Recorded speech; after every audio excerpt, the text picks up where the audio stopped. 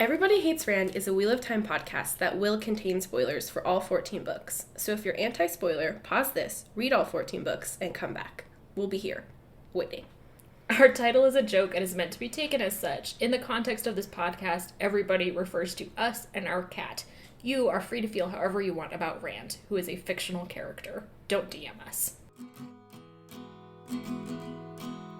The world is a mess, Dark One stretching out his hand. The dragon's reborn, the fire's been fanned, but everybody hates Rand. Everybody hates Rand. Everybody hates Rand. That might not actually be our actual cold open because we have to get pumped. We have to get past 12 and I'm watching the late show in my flat. I'm on. How I hate to spend the evening all alone. I think I mixed those last two sentences up, but that's okay. I can't recall.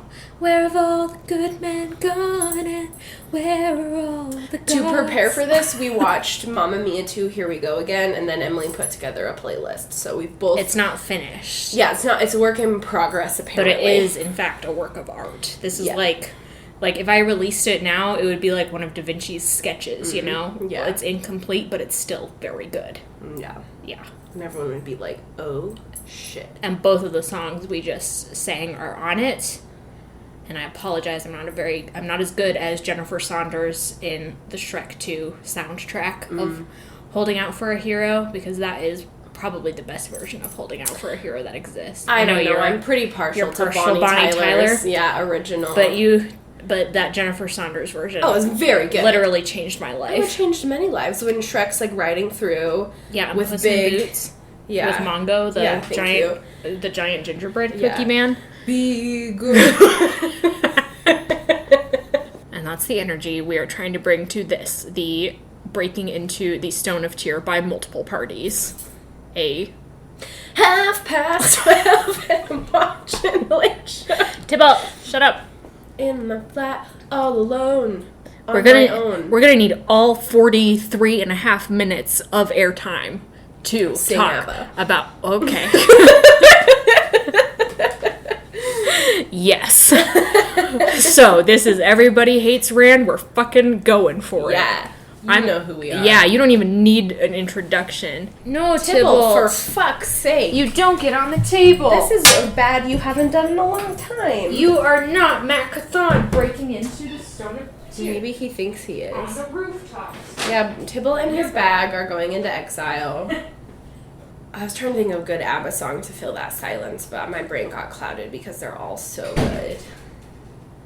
My rewatch of Mamma Mia 2, Here We Go Again, has given me a new appreciation for Andante Andante. For what? Oh, that song. Andante Andante.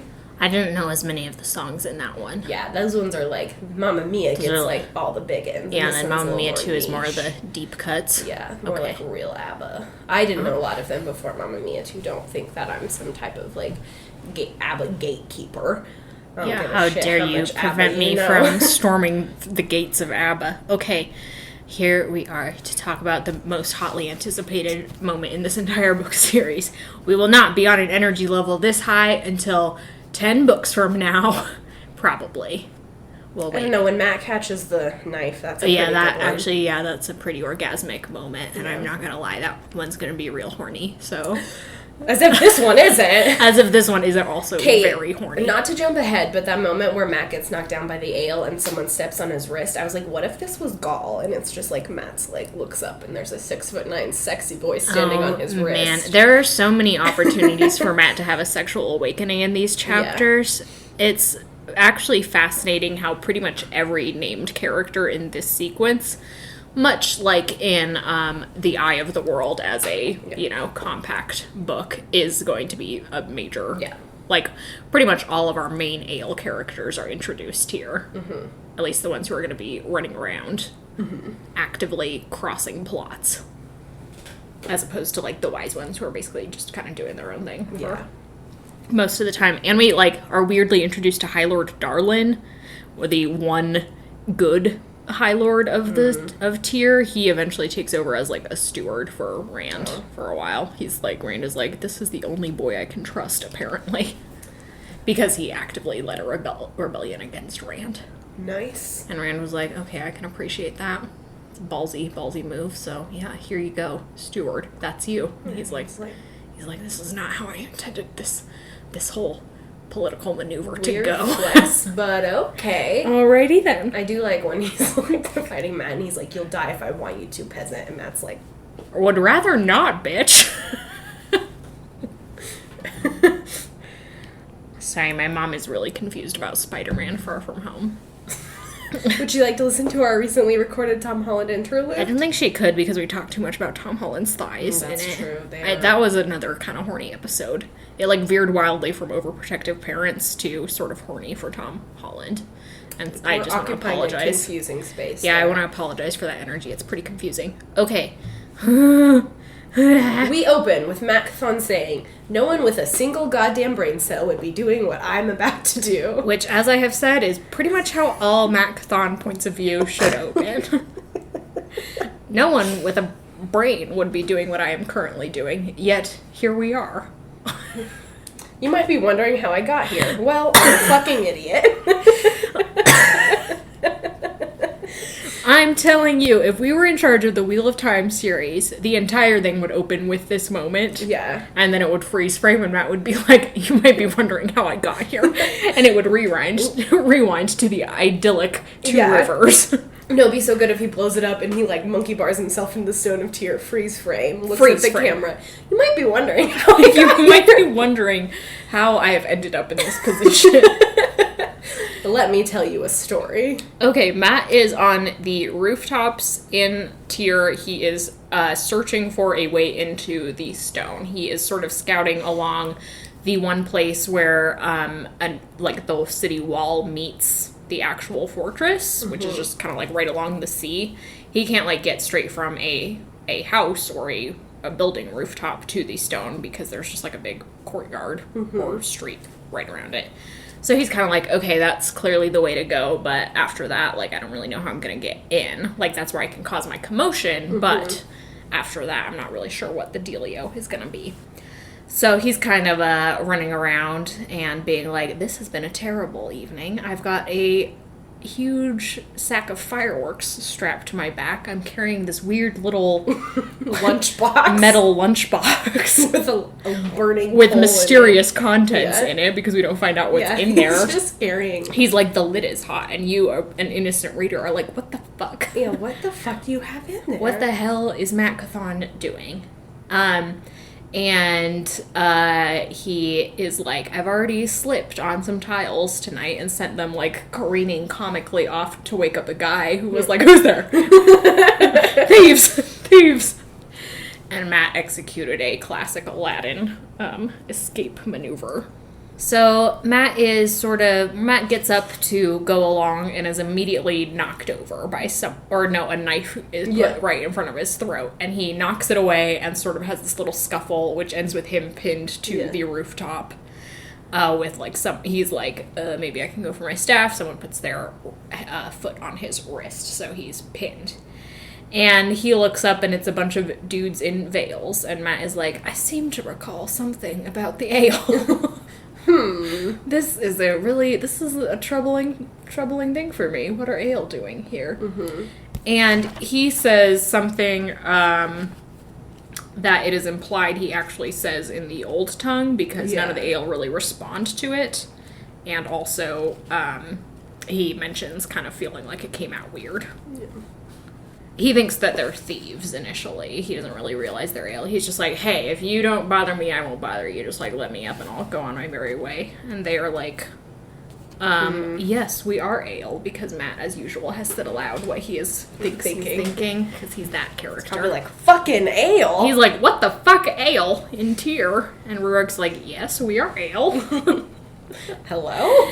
And Avienda, whoever, is like, you're a pretty good dancer. We should properly dance sometime. And Matt has, like, a smile that turns into a frown as he's like, I don't think she means what I think I don't think that means what I think it means. Yeah. I think that means a blood thing and not a sex thing. It's like, And I don't like it when the two cross Which paths. gross, yeah.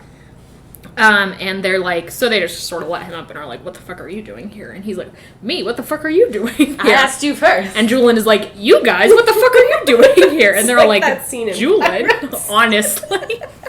Everyone's holding their guns at each other.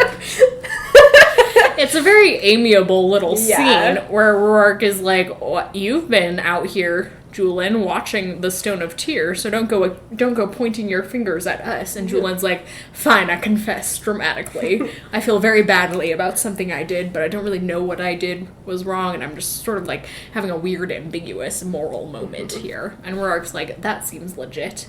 As long as you go on your way, we shan't murder you. And Julian and Matt are like, that seems like a fair trade.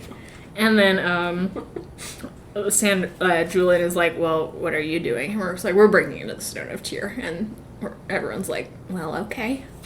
This seems fine. And then Rourke is like, what about you? To Matt, what are you doing? And Matt's like, I'm just on a moonlit stroll. And immediately has 6 knives pointed at him.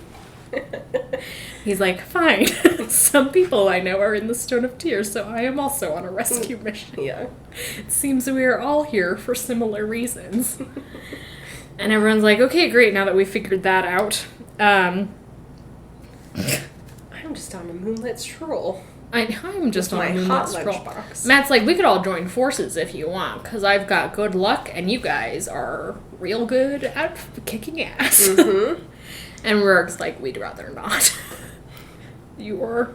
And then, at one point, someone says something to Rourke, and Rourke's like, yes, Gaul, so we know Gaul is there. Ah, made me go Sexual absolutely tension. feral when I read his name. I was like, my boy is there. But for first-time readers, it's like, whoa, Gaul got all the way over here and has met up with people, so now we know that there's sort of like this movement of ale all centered on here.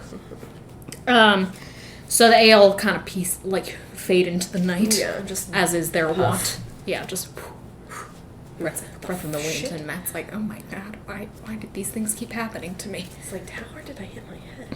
Oh my god, the concussion, it's getting bad.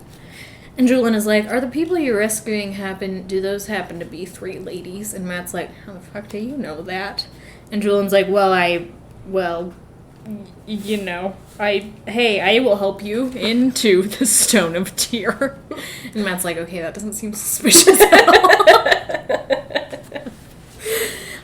Julian's like, I actually know of like a little gate that we can use where like you can pretend to be my prisoner and I can take you in. And Matt's like, okay, I'm not 100% sold on that idea because I literally just met you on this rooftop in the dead of night. Mm-hmm. And it's not like you have your little FBI badge or something to prove to me. And even if that were, fuck the police. Yeah. You know? So, Matt's kind of uneasy about this, but he's like, well, let me go set off a little distraction over here. And Julian's like, okay, weirdo.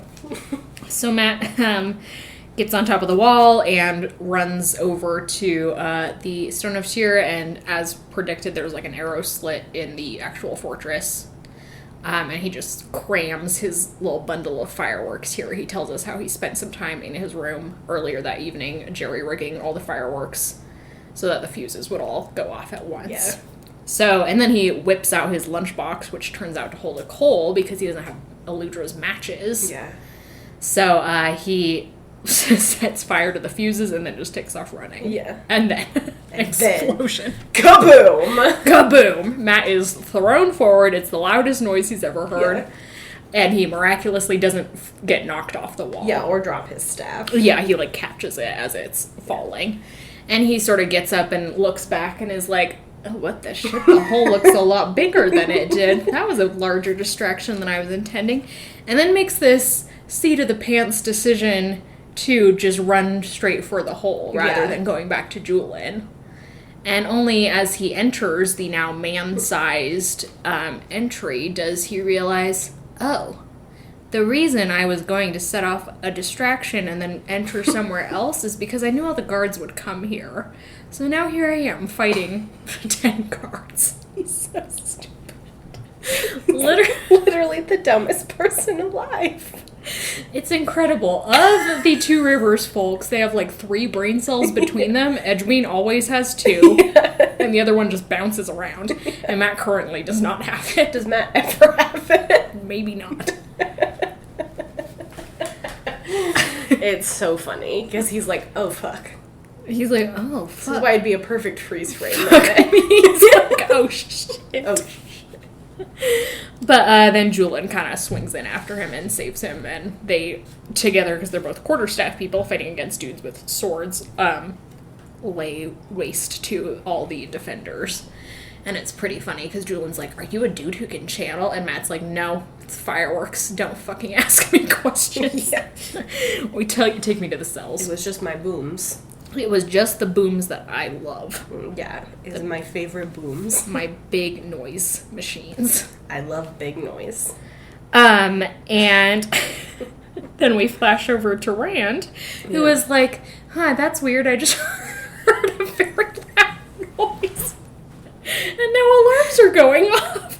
Could you imagine how funny this would be filmed, though? It's like, you don't see the explosion at first, you just see all the characters hearing this loud explosion. Yeah, you see Matt set fire, then you see him running away. Then it flashes over to Rand, who hears this weird thunder noise, and is like, what the fucking? And the girls are like, what the hell? And Moiraine's like...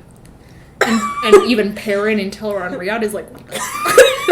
Then we go back to Matt being knocked It off flashes his to the ass. ale, and they're like, oh my god. And Gaul's like, okay. And then we flash over to Matt, and he is flat on the stone of tear. It's like, that did not go as planned. This scene is so funny. Anyway, Rand's like, wonder what that was, but I'm also in one of my weird manic phases, so I'm not going to light investigate up. further. The DM's like, would you like to roll an investigation check? And Rand's like, would rather not. Absolutely the fuck not. I'd prefer not to. And then, laughing to himself, like a little fucking loon, he just takes off running. He's already in the Stone of Tear. Earlier, Matt was like, is that or is that not a person climbing the Stone of Tear? We know That would also be a perfect film if he was actively talking to the ale and then sort of like looks behind them and sees Rand going up and is like... But Rand, like, goes around the corner right as Ruark turns around, and Ruark's like, what is like with this? Are you okay? And it's like, I don't know. Am I? Then we flash over to Egwene, who is waking up in one of the cells with the girls. She's still really injured. They're all shielded.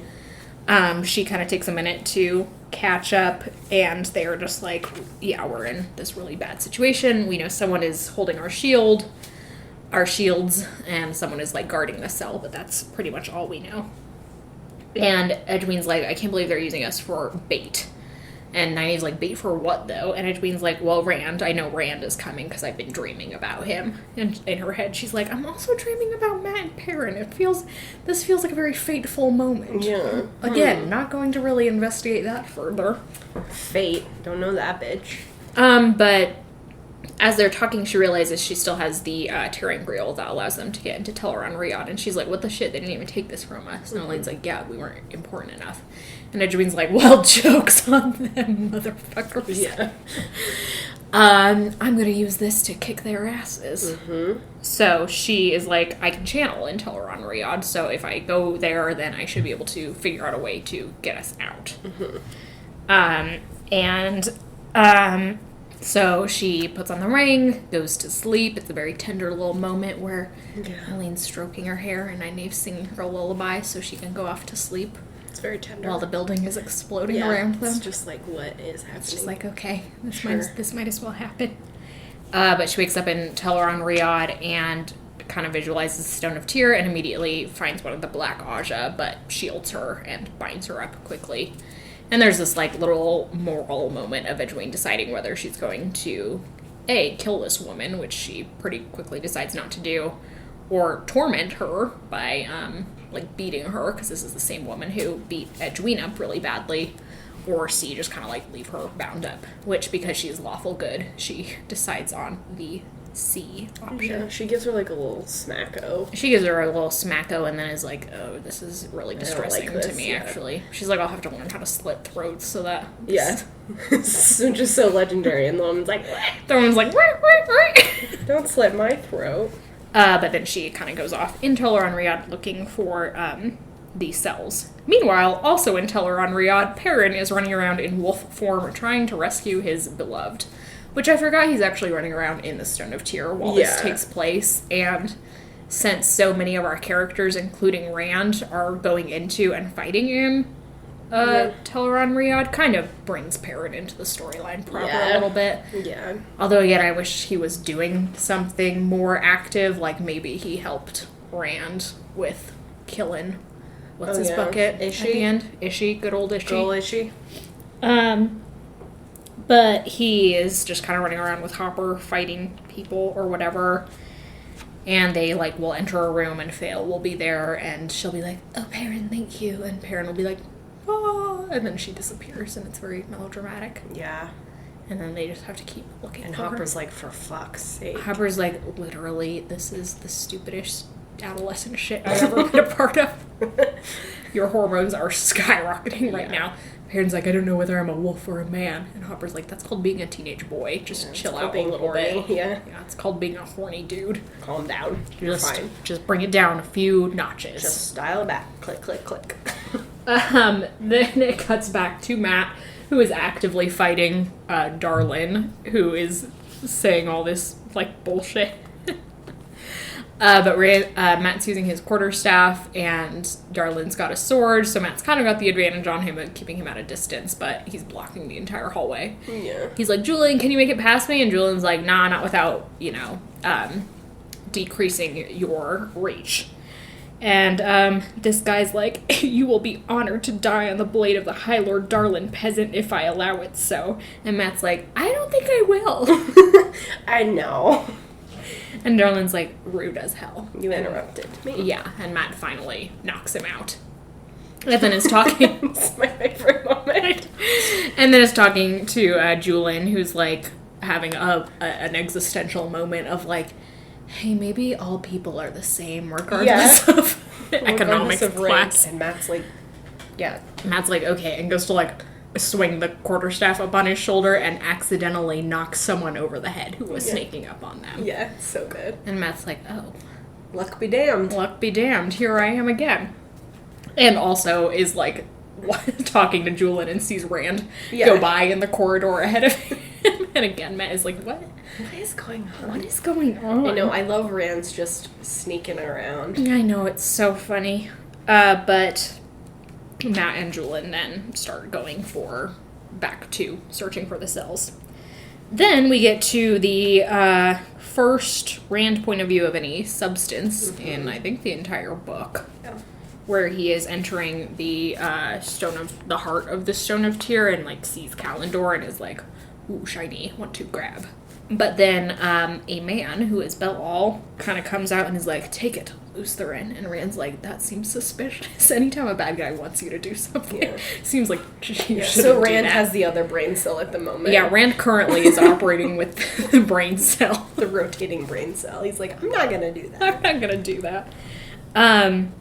He's like, you put Egwene and Nynaeve and Elaine in a cage. I saw it in my dreams. And this dude's like, yeah, taunting about women at his mercy, blah, blah, blah, blah, blah. And Rand's like, who the fuck are you? And Belal's like, I'm Belal, bitch. Don't you remember me? And Rand's like, no, that's not how reincarnation works in this particular universe. Yeah. Until I am actively enlightened. Yeah. 12 books from now, it ain't happening. Taking 12 books. No, it takes, well, we're in book 3 and he reaches enlightenment. That's so funny to say. In book 12. So, but it does 9 books. 12 books, but 9 books from now. Yeah, 9 books from now, he will be like, oh yeah, I fucking remember Belal, bitch. I can't. Well, Moiraine kills him. Yeah, actually, Moiraine is the MVP. Moiraine has the brain cell? No, Moiraine's not technically part of the Two Rivers crew. And does Moiraine have any brain cells? Yeah, good question. Considering. Fucking. Hard to say. Anyway, Belal's like, go reach for Kalendor, and Rand is like, first of all, that seems suspicious, but also I am suffering from some insecurity right now, and although I have allowed myself to be proclaimed the Dragon Reborn, this is sort of a big moment where I'll find out if that's actually true. Yeah. So he isn't, like, wanting to go for it when this dude's watching him. But Belal attacks him, and they kind of have this big sword fight, and Belal's like, don't you remember we fucking invented fencing or whatever the shit back in the good old days when swords were a sport instead of death? Yeah. And Rand's like, okay, what sort of Orwellian bullshit is that? Yeah. But Bella's like, take it or I'll kill you. And Moiraine's like, no! John Mulaney voice. Yeah. That's my wife! That's my wife! That's my protege! Moiraine is like, walks in, and Bella's like, I thought you were out of the way, you bitch. And Moiraine immediately bail fires him, and it's a very transcendent moment. Yeah, it's very good. And he's like, no! And he's like, no! Sizzle, sizzle. It's a magic brain. No! You got me! No! I underestimated women.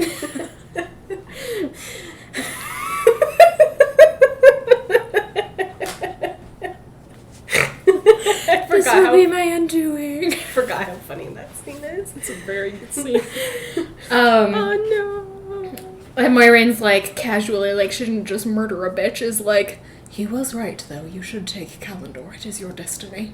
And Matt's like, again, I'm having some self-esteem issues here, so could you turn around? Can you just, like, not watch, Mom, I can't please? perform in front of a crowd. Because meanwhile, there are Ale just, like, kicking ass all around Yeah, him. as this sword fight is going on, Rand is, like, becoming aware that there's other fights. Like, there are Ale, and they're fighting guardsmen kind of all around the heart of the stone. And Rand's just like, I can't even really pay attention to that right now. He trips over a body. Yeah, until he trips over a body, which, like, sucks to suck. That sort of brings it, like, you want to visualize it as it's all happening in the periphery, but then when you're tripping on bodies, that's like, Jesus. Yeah, lots of people. Pretty close for comfort. But Moiraine finishes her little speech and then immediately whips of black lightning curl around her and then just, like, fling her ragdoll style to the other end of the room, and she's down for the count. And Rand is like, oh, what the fuck was that? What the fuck are you? What the hell? And then the shadows descend, and it is Baalzamon, the gayest, most dramatic. I know, you do gotta love his flair for the dramatic. Yeah, he's got a very big labyrinth energy. David Bowie, just entering scenes singing. Oh my god, may in he very rest tight pants. in peace, David Bowie. I wish he was still with us so that he could play Ishamael. Why would you put that into the world? I'm so excited. I guess That would be so it'd good. be really so excellent. Yeah, he's like, twice in this life I have offered you the chance to serve me living, and twice you've refused. Now you have to die. And Rand is like, every time, man, every single fucking time you've come at me with these monologues, and it just ends the same way. Can you just give it a rest, buddy? And, so Rand just sort of goes for Kalendor. But also, Baalzamon does this weird thing that's like, I don't know, trying to rip out his soul or some very shit. Strange. It sounds like the description is very much like Rand is being stabbed, Yeah. but he's clearly not being stabbed because he isn't injured. Like, that's not a physical thing that happens to him. But as soon as he gets a hold of Kalendor and starts, like, channeling, then it goes away. So, I don't know what weird. mechanically was happening there. That always annoys me a little bit when, like, I don't know, more or less I can piece together the things that happen at the end of book 2, you know, in terms of channeling, and be like, oh yeah, okay, I get what that was, but this I'm like, what? Yeah. So, that's a little weird. But once he's got Kalendor, he's like, I'm gonna fucking finish you, and Baalzamon's like, eek. Yeeks, that wasn't supposed to happen. Yikes! And takes off running. Yeah. He sort of does like a little gateway in the air, and Yeah. Rand, just as is his wont, copies him, and they both end up in Teleron-Riyadh, although Rand does not know that at all. Sorry. Then it flashes back to Egwene's point of view, who miraculously, I don't think, sees Rand running by. That would be hilarious. She's like, what the? She's like, what? Jesus Christ. But she has found her way into Teleron-Riyadh down to the cells and has found that there's sort of one of the Black Aja is sort of flickering in and out of view, so it's kind of like, oh, she's falling asleep at her post, and she's sort of playing with one of the Terangriel that would put you into Teleron-Riyadh, so she's sort of sometimes here and sometimes not. And Egwene, like, prepares a shield and, like, slams it on her the next time she sees her in the dream. So that sort of creates this really weird situation where the shield is weaker on them, but not exactly gone. Yeah. So, like, Egwene wakes up and is like, did it work? And they're like, Not really. really. Not really. Like, it's different for sure. For sure. You're doing great, girl. Like, honey, Awesome work. Awesome work. You are really, like, MVP this time around. Yeah. But unfortunately, we still cannot channel. And Egwene's like, aw, shit. Like, also, I, like, opened the door in Teleron Riyadh, but, like, the things you do in Teleron Riyadh to inanimate objects, as Egwene reminds us, don't hold in reality. Yeah. It's just the law of organic material, apparently. But Egwene's like, okay, I'll just go to sleep again and try and figure it out. But luckily, at that moment... Luckily. You see what she did there? I didn't do it on purpose. Don't tell them that. Oh, sorry. Letting you peek behind the curtain there. Most of my jokes are on accident. Are they? Or are they fate?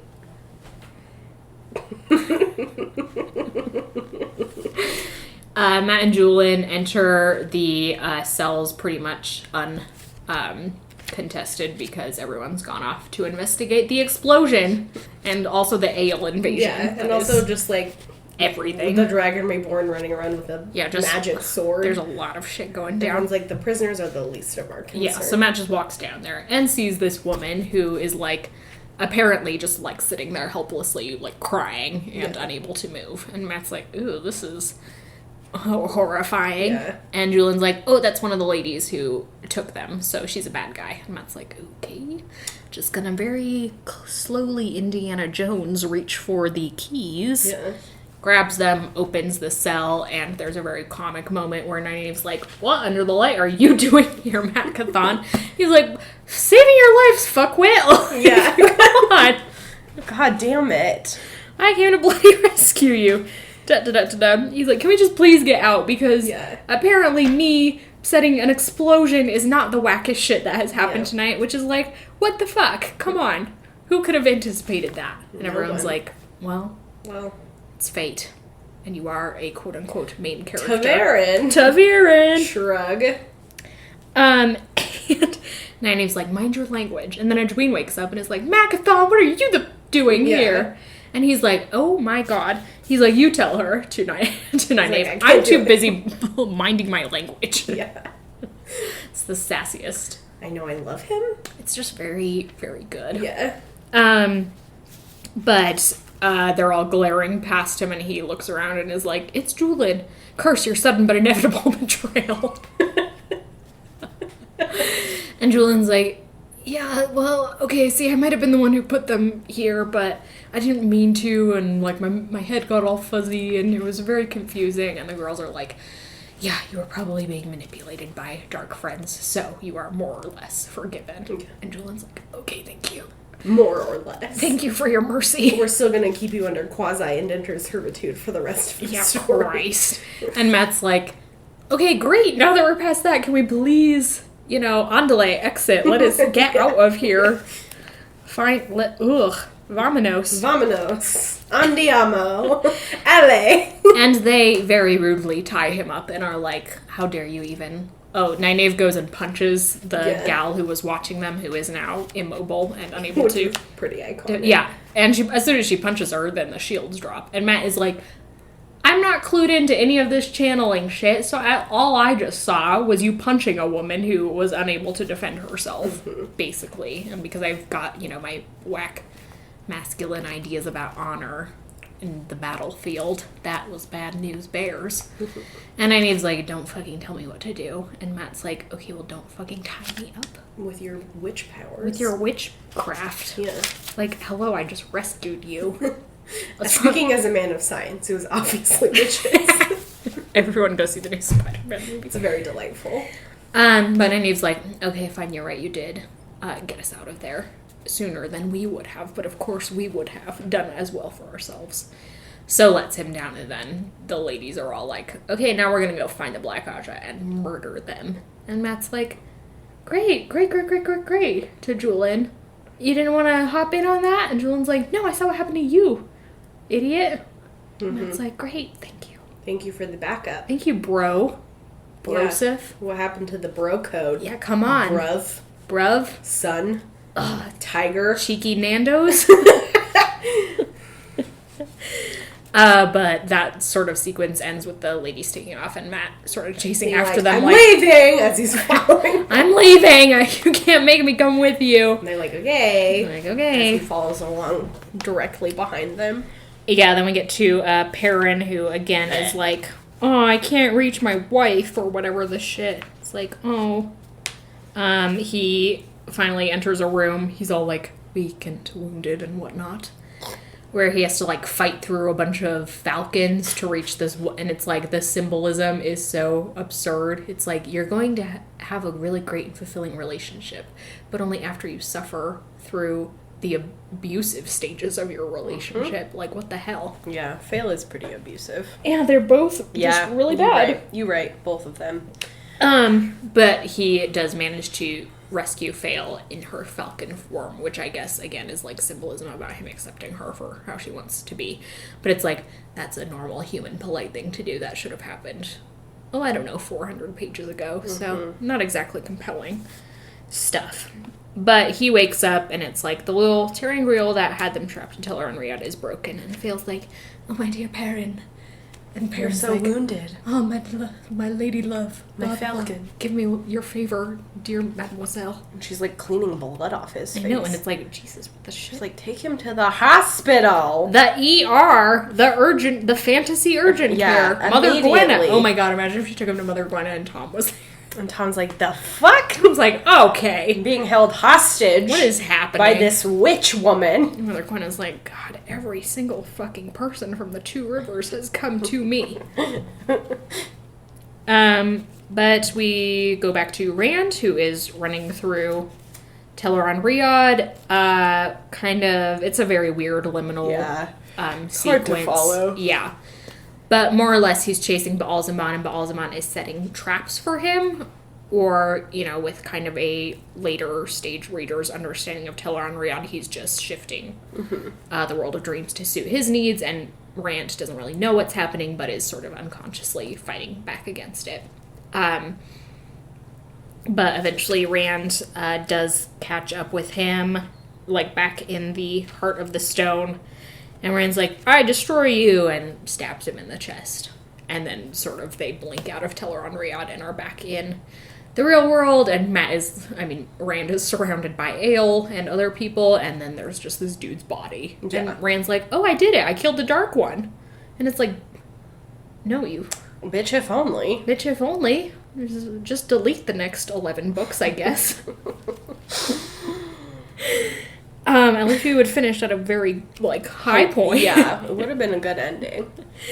But that is more or less it. The, Ael and everyone else starts chanting, The Dragon Reborn. The Dragon Reborn. And then we sort of time skip to the next day when people in the city are now chanting because they've heard the news.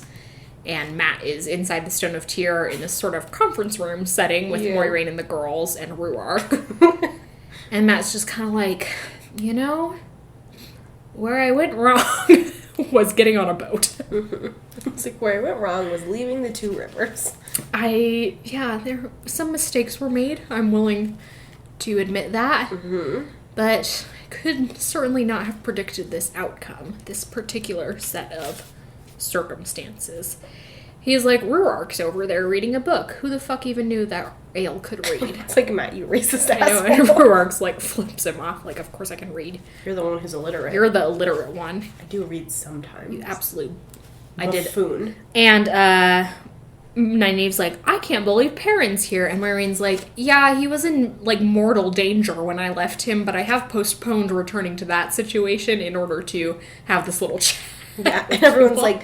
And she's like, and his companion was also in mortal danger. And Edwin's like, his companion? His what? Is this where we're going to find out that Perrin is gay? Edwin's visualizing Gaul. She's like, I get it. And then she meets Fail, and she's like, oh.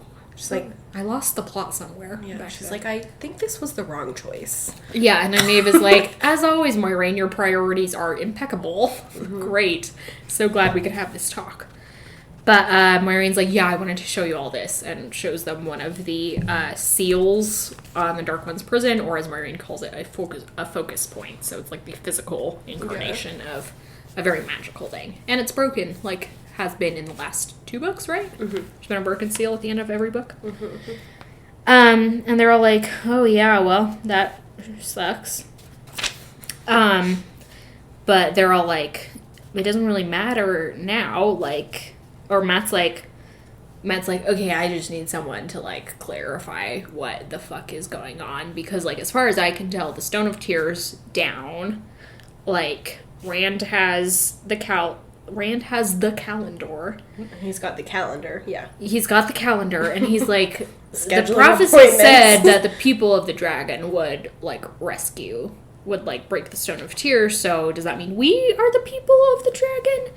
And Rurik's no, actually, there's a fun ale thing where, like, when you sort of go into Ruidaean and become a clan chief, then you also get this fun dragon tattoo. Yeah. It is exceptionally exciting. And glittery. Yeah, and it's a huge fashion statement. Yeah. And everyone's like, oh, that is very fun. Like, imagine it with a little fishnet shirt, you know?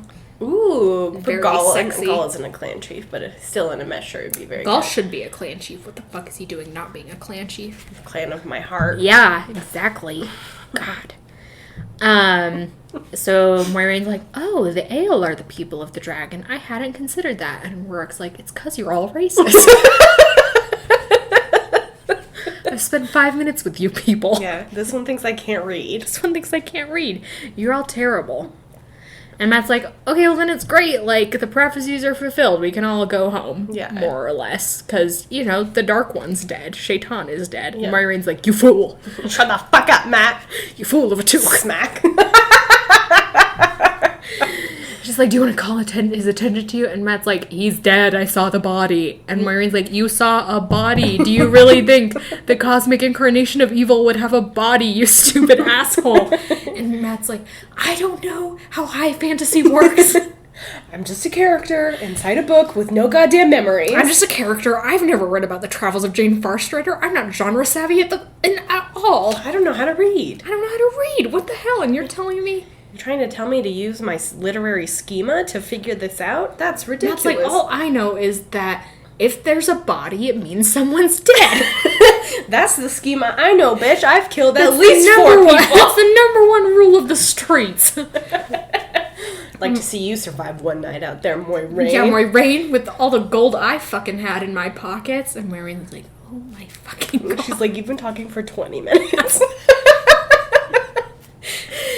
Moiraine's like, no, you saw Baalzamon's body, and by the way, it is very weird that his body is, like, decomposing as quickly as it is. And everyone's like, yes, that is very odd and creepy, but also bad guy, sort of, you know, what you expect. Mm-hmm. Weirdly decomposing bodies. Mm-hmm. But Egwene is like, oh, well, I have this fun revelation.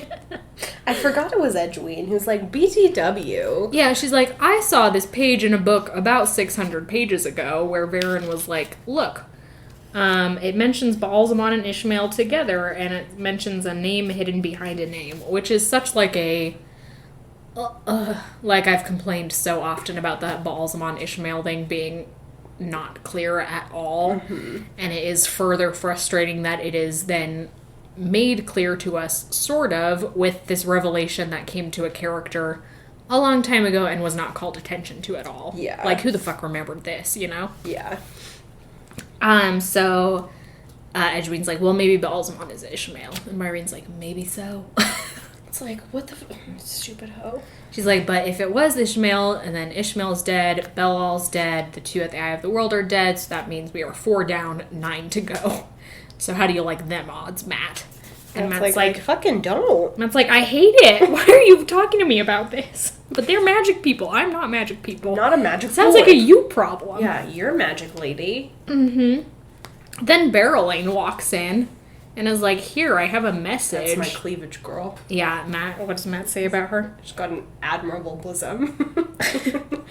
Red silk left those shoulders bare along with a considerable expanse of what Matt noted as an admirable bosom, which is like the most eloquent way of saying that. You have nice tits, girl. Matt being like, oh, good tits. It's an admirable bosom. It's an admirable bosom. I'm going to comment about that. I feel like Anne Hathaway could also play Barrelane. Oh, man, you are so right. Yeah. She'd make a great Barrelane, yeah, too. she's got that, like, coloring and, like... The seductress energy. She's just... I just think Emily and I are really hot for Anne Hathaway. I know, yeah, we are, like, really horny for Anne Hathaway. But she would also just be a fun Berylane. Like, she's got that saucy, sassy... Yeah, she's really good. She's very smart, yeah. She's so clever. Gosh, plays good character. I mean, I don't know Anne Hathaway personally, but these are the things I assume about her based off of her career and her interviews. She's like, here's a message, and Marjorie's like, who the fuck are you? And she's like, I am Berylane, the first of Mayene. And Marjorie's like, well, who gave it to you, this letter? And Berlane's like, I don't really remember, but she was impressive and sort of ruined my self-esteem for a minute. Which is the first time that has ever happened. Which is literally the first time that's ever happened to me. I came out of the womb with the self-confidence of... Yeah. Of Beyonce herself. Of Beyonce herself. Picture this, Berylane played by Beyonce. Well, we all know Perrin Finally, would not choose yeah, honestly. And then she hits on Ruark and is like, farewell, and leaves in a cloud of perfume. And Ruark's like, my child. Ruark's like, ugh, don't like that. Yeah. Am happily married. I know, Berylane and Ruark have a weird relationship. I know, we'll talk about it, I guess, in book 6, or whenever it comes up again. Yeah.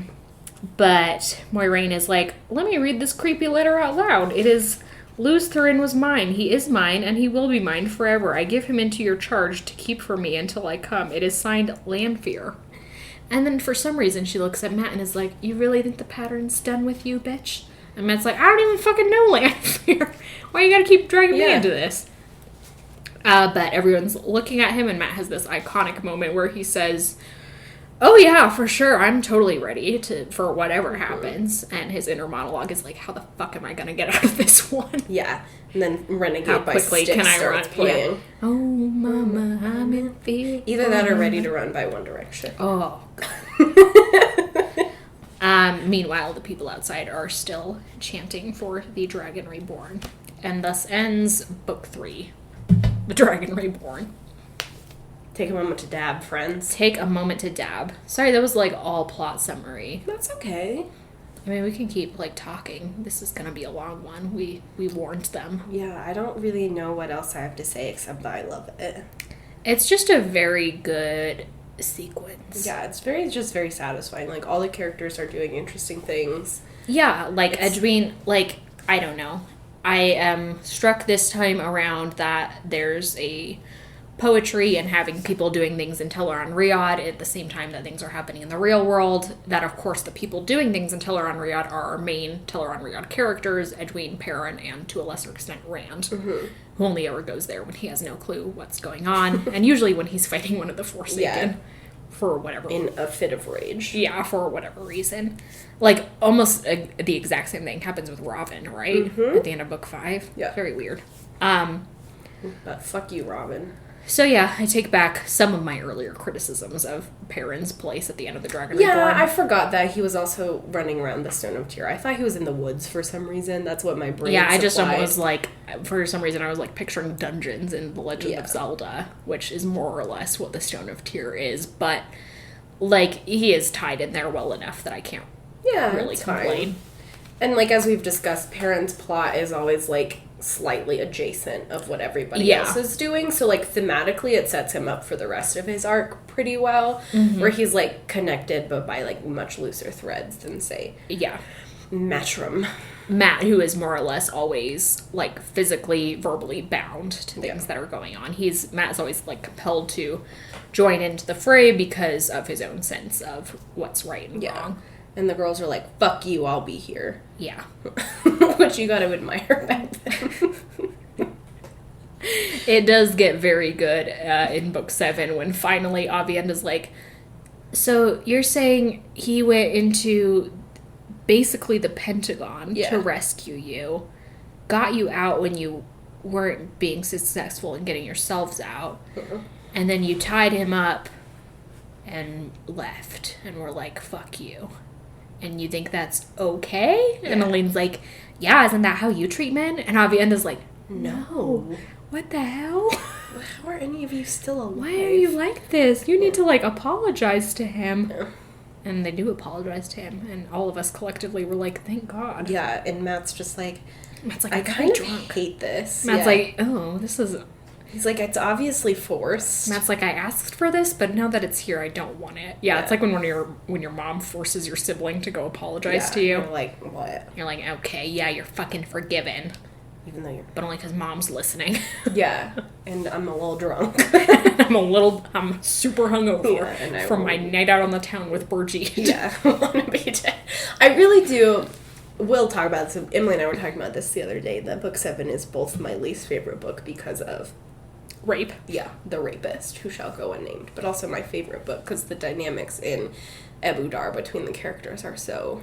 Yeah, they're very interesting. Good. There's just, like, a lot to talk about and think about in book 7, which I think is one of the reasons why it's one of my favorites. I wish Matt got to bro out with Avienda a little bit more, though. I know. Avienda occupies this weird space that we'll talk about, I'm sure, much more as we get into the Shadow Rising, of being, like, one of the guys, which is already a terrible trope to put women in, but also, like, she's being forcibly feminized throughout the series, which sort of breaks her apart from... Yeah, so then she becomes very much in the female camp. Yeah, which is just, like, silly. I mean... Yeah. It's dumb that we don't have more characters who can occupy both spaces, like Brigitte. Yeah, Brigitte, and, like... We'll talk about her when she arrives, masterpiece that she is, but she's she's perfect. Able to be both very feminine and very masculine and comfortable in both roles. Yeah, there's an really iconic moment, like, ahead of its time in book 7 when, like, Matt and Brigitte are meeting up to do surveillance or whatever the hell they're doing. And it's on one of the festival days where all the women are scantily clad, and Brigitte, like, saunters out in, you know, the sluttiest, the Princess Leia bikini, outfit possible, and Matt's like deeply confused. Yeah, and she's like, "What? I like it when people look at me." Yeah, and Matt's like, "Okay." It's like, and Matt is like, "Okay, same." Well, at this point, Matt's like, cannot relate. Yeah, at this point, Matt's like, "I wish no one will look at me or touch me ever again, or acknowledge that I have a physical body." Yeah, God bless. Which is deeply upsetting. But Brigitte's like, "Look at my titties." Brigitte's like, "Look at my titties," and Matt's like, "Weirdly, I don't really need to." Yeah, and Brigitte's which like, is a really "Not refreshing relationship for me to have with a woman." Brigitte's like, "I'm not interested in you, literally, at all. Get and out Matt's of my like, face." "Yeah, good, because I'm not fucking ugly, which is your type." I love Brigitte so much. I wish she'd be the perfect character. I can't wait to have my mom here. But we're not even there yet. She won't even be introduced. I think she actually has a scene in the next book. Yeah, I think she's got a brief interlude, but then in book 5 she makes her appearance. She's like, "Yeah, bitch, it's me, Brigitte. Fuck you." I love her. Anyway, the Stone of Tear, what we are calling the Stone of Tear, referring to the sequence, is a masterwork in how to write an action sequence, how to flip really seamlessly between character points of view. Very good. Which I talk about this a lot in my blog, but as we get into the later books, that happens a lot more frequently, but it has a much more Brandon Sanderson stylized version of that, where there's what's the like cinematic quality of that is emphasized. Yes. Rather than the literary quality of that. Like, probably if Brandon Sanderson was writing this scene, he would write it as though it was a television series where the boom takes place and then we flip over to a bunch of characters reacting to it. Which, yes, would be very pleasant to watch on the screen, but doesn't translate as well to read. To the written word. Yeah, interestingly, like, Good Omens does this a lot, where it's very, like, Greek in its rendering, and that, like, the violence, or quote-unquote, the, like, dramatic things happen off-screen, and there's, like, presented through another character's point of view, and every time it was, like, having the floor ripped out from underneath me. I got so tired of it. Yeah, it's not a great reading experience. Yeah, it's fun, it's really fun to watch, but it's just, like, not very good to read. It just doesn't translate in the same way. Like you said, this one is just seamless. Like, Robert Jordan has such a gift between, like, transferring between different points of view really quickly, but still having them be distinct. Yes. Like, you can tell in that short paragraph where Rand hears the boom and then it switches to Egwene, like, I didn't even need him to tell me who those two characters were. It's one of the fantastic things about Robert Jordan's writing style is that, like, I mean, context helps you place characters also, but every character also just has a distinct voice. No other character would start out that chapter the way that Matt does. Yeah. With the, oh my god, only a fucking idiot would be doing this right now. Yeah. And, of course, I am doing it also. Of course I am a fucking idiot. Matt's got his self-deprecating, constant inner monologue going on, humming constantly, it's just, there's all these hallmarks of the characters. Yeah. And Rand has got his little laughing to himself, blah, blah, blah. Rand's the only one who ever does that shit. Yeah. Yeah. It's hard to talk about, but it's there. It's a very yes good quality of this series. Really amazing, especially at this point now that we've read, like, oh my god, nearly 2,000 pages with this set of characters. Yeah. It's like they're really, like, you feel very much like points of view that have been lived in and walked around in, like, they... Yeah, and it's really astounding that happens, that we get, like, for example, this is the first book that has Matt as a major point of view character, and so it's amazing that we can get to that level with him so quickly. Yeah. It's also telling that Matt's is the point of view that ends this book, because, as we said before, this is very much a Matt book, even though he is not the character carrying the central plot. Yeah. Like, Matt is not the one who is, getting Kalendor out and fulfilling all the prophecies. Matt is adjacent to that. Still a participant, but adjacent. Mm-hmm. But this is still very much Matt's story. Yeah. And Matt kind of stepping into his role as Ta'Viren and a major plot character.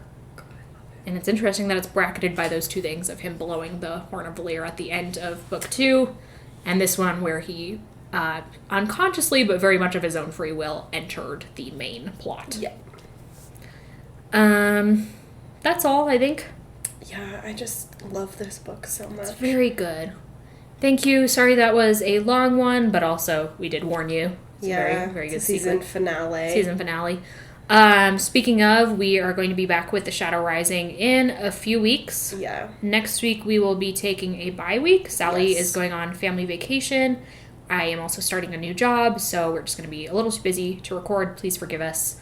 But any Patreon things will be posted as usual. Yeah, and also, I don't think we've taken a bye week since last summer. I think we've gone pretty much a year nonstop, so... We just need a little vacation. Don't forget about us, though. Yeah, H.A.G.S. And then the week after that, we will probably be back with one of our classic between seasons bullshit. Something weird. If you have any ideas, drop them in. But yeah, if you have any suggestions, if you really for some reason want us to do another Q&A, or you want us to get a guest spurt on here, Emily's brother-in-law can tell us about trains. Oh my god.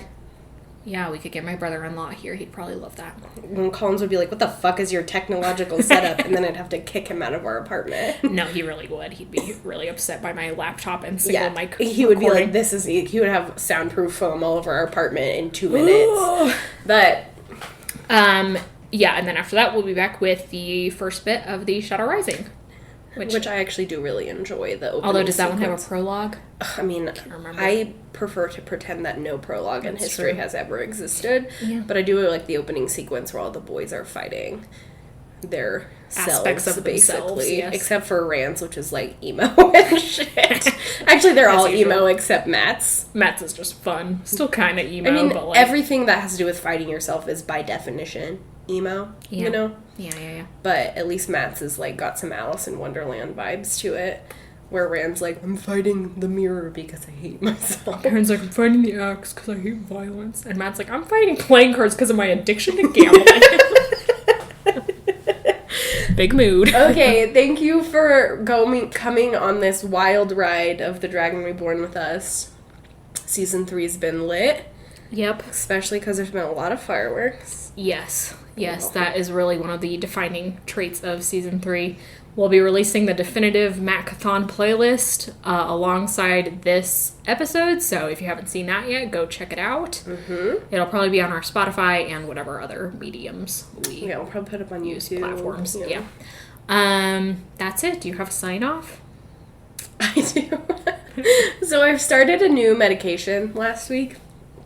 And it's, like, fine, but the doctor and the pharmacist both were like, the only side effect is that it might make you pee a little bit more. And I was like, impossible. A person who's constantly attached by the mouth to some form of water cannot pee any more than I absolutely do already. But anyway, every time I see my mom, she's like, so have you been peeing more? And I'm like, Mom, we have to stop having this conversation. She's like, the nurse in me is just curious. And I'm like, if I have bladder issues, I will tell you, but... if we could leave it out of polite family dinner conversation. One of my siblings, who shall remain nameless, but you can guess which one it is, constantly updates us on their world record for how long they've peed. So just hold that in your heart. Happy season 3, Hags. Hags. Bye.